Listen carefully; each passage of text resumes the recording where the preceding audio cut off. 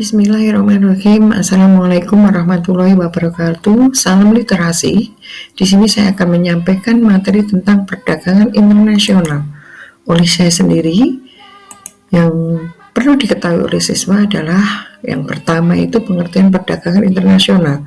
Perdagangan internasional adalah proses pertukaran barang dan jasa antara dua negara atau lebih dengan tujuan mendapatkan keuntungan atau laba.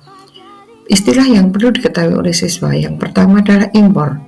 Impor adalah kegiatan yang membawa barang atau jasa dari luar negeri masuk ke dalam negara.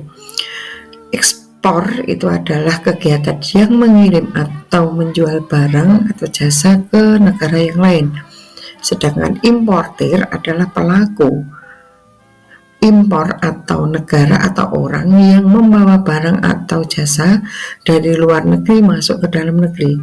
Sedangkan eksportir itu adalah pelaku ekspor atau sebuah negara atau orang yang mengirim atau menjual barang atau jasa ke negara yang lain. Yang perlu ketahui kedua adalah tentang perbedaan perdagangan dalam negeri dan luar negeri. Perdagangan dalam negeri, ciri khas yang pertama, kegiatan dilakukan dalam wilayah suatu negara. Yang kedua, pembelian dan penjualan cenderung bertemu. Lalu yang ketiga, mata uang yang digunakan sama. Yang keempat, tidak dikenakan biaya masuk atau hanya kena retribusi. Yang kelima, biaya angkut lebih murah. Keenam, kualitas barang bervariasi. Dan yang ketujuh adalah peraturan perundang-undangan sama atau hukum nasional. Sedangkan perdagangan internasional dicirikan yang pertama, kegiatan dilakukan dalam wilayah antar negara. Yang kedua, pembeli dan penjual tidak berinteraksi langsung. Ketiga, mata uang yang digunakan berbeda sehingga menggunakan devisa. Yang keempat, dikenakan pajak atau biaya masuk. Yang kelima, biaya angkut lebih mahal. Keenam, kualitas barang harus mengikuti standar internasional. Dan yang ketujuh, peraturan perundang-undangan berbeda sesuai dengan hukum internasional. Selanjutnya, ada faktor pendorong terjadinya perdagangan internasional. Yang pertama, perbedaan sumber daya alam yang dimiliki oleh setiap negara. Yang kedua, persamaan sumber daya alam yang dimiliki oleh setiap negara. Ketiga, perbedaan tingkat kualitas sumber daya manusia. Keempat, perbedaan ilmu dan teknologi.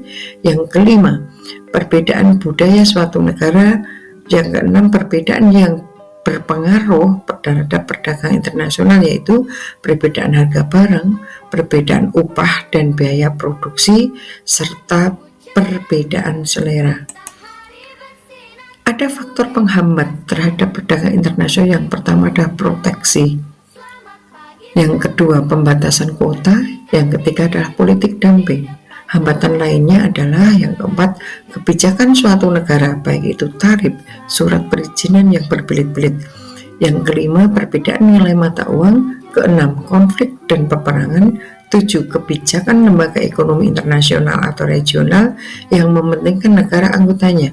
Yang kedelapan, harga barang yang lebih murah daripada dalam negeri. Kesembilan, adanya peraturan. Dan yang kesepuluh, adanya pertentangan. Manfaat perdagangan internasional yang pertama, setiap negara dapat memenuhi kebutuhan akan barang dan jasa. Yang kedua, setiap negara dapat menciptakan spesialisasi produk, yaitu membuat barang produksi yang khusus yang memiliki ciri khas yang tidak dapat dihasilkan oleh negara lain. Yang ketiga, penduduk dari negara yang melakukan perdagangan akan mendapatkan barang dengan mudah dan harga murah. Keempat, mendorong kegiatan produksi. Setiap negara berusaha memperluas pemasaran barang hasil produksinya. Apabila pemasaran semakin luas, maka produksi dapat ditingkatkan sehingga permintaan terpenuhi. Kelima, setiap negara dapat meningkatkan hubungan persahabatan antar negara. Keenam, kegiatan produksi dapat meningkatkan sehingga perusahaan bertambah maju dan membuka kesempatan kerja. Ketujuh, pendapatan negara meningkat melalui perolehan devisa hasil ekspor. Kedelapan, mendorong kemajuan ilmu pengetahuan dan teknologi karena masing-masing negara ingin meningkatkan kualitas dan kuantitas barang. Dan yang kesembilan, mendorong pertumbuhan ekonomi dan menyerap banyak tenaga kerja sehingga dapat mengurangi pengangguran. Saya kira itu dari saya. Terima kasih sudah mempelajari tentang perdagangan internasional. Akhirul kalam, wassalamualaikum warahmatullahi wabarakatuh.